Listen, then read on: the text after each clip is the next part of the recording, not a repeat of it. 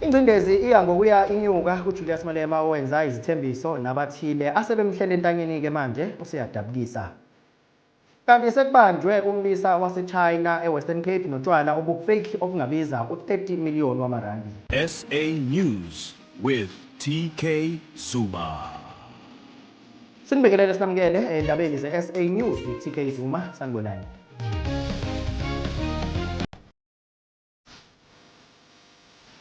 Iya ngokuya inyuka ingcindezi kuJulius Malema owenza izithembiso nabathile wathembisa ukuvikela abokufika bakuleli ngokungemvume asebemhlele entanyeni-ke manje useyadabukisa.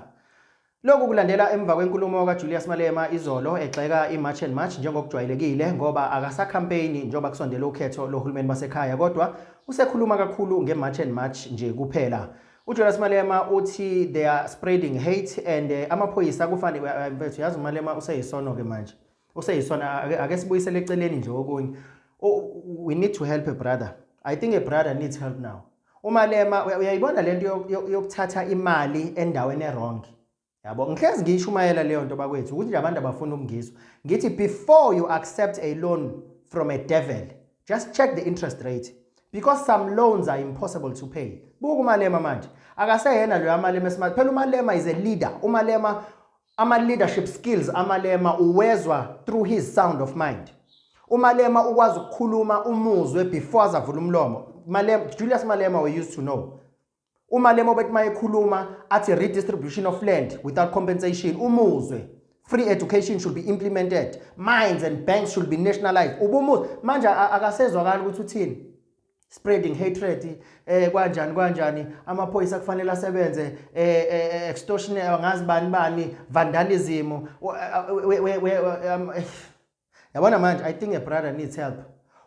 Uyabona kunabantu abakhulu abagqoka amasuda abakhuluma ingisi ezinkulu kodwa uthola ukuthi bayasabisa nje kunamadoda ngemva kwawo abathatha imali yawo kuqhuma isifwebhu kuthiwe khuluma wena athethe kuqhuma isifwebhu kuthiwe khuluma usathana akhulu uyambona ukuthi akuseyena mfethu akuseyena lo yaMalema loyana kunendoda engemuva noma kunamadoda angemuva lokho eqhumisa isifwebhu uyambancaza akezwakala ukuthi uthini uyashiphiliza nje wathatha imali endaweni errong manje akasakwazi ukubuyela emuva akasazi ukuthi uzothini sebelokho bethi wendoda wathula uyabona ukuthi he's being bullied behind.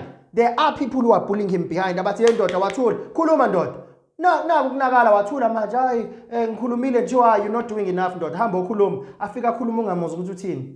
He's no longer that Julius Malema we know, a leader with character umuntu emphatic mayikhuluma umuzi ukuthi uthini manje yini eyophinde ikhulunywe uMalema izwakala mawubheka wena njobe eyiship nje njengoba eshiphiliza nje manje Sixolise nanto udaba.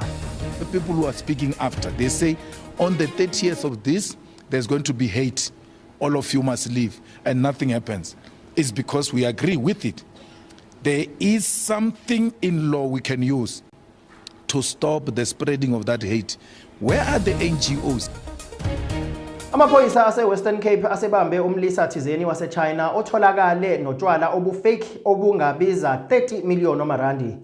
Lo mlisa waseChina uyayibona lento yelokhuzana yotshwala obufake kade ngangiyikhuluma lento ukuthi nje abantu abafuna ukuyizwa until it's too late.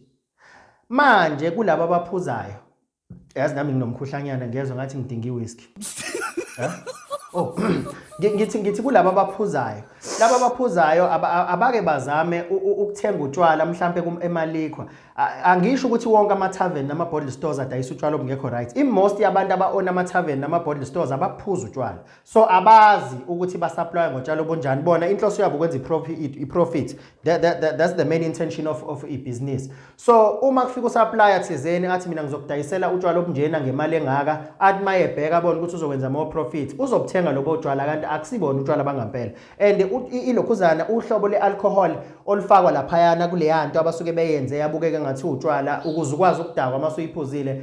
That thing is very dangerous. Sengilikhohliwe igama layo. It's very very dangerous for your kidney, for your liver and for your internal organs. It's very dangerous. Ngelinye ilanga ungangaziboni manje but ukuhamba kwesikhathi ama organs akho will fail. Eventually they will fail. Hayibo guys, angithi ngizwile ngaleli China elitholakala eWestern Cape notshwala obufake worth 3.5 million rand. Zonke izinsuku sihlangana nempicabadala nansi ke namhlanje impicaba othi. Bafethu nanhlonipha. Kodwa le kuvuka everyday siya esikolweni. Ayithandi. Ayike mbukeli asizibambe lapho ke zamanje uphinde uhlangabeze futhi kwezandelayo ungakhohlwa izindaba ze SA News zichemile futhi zithatha uhlangothi.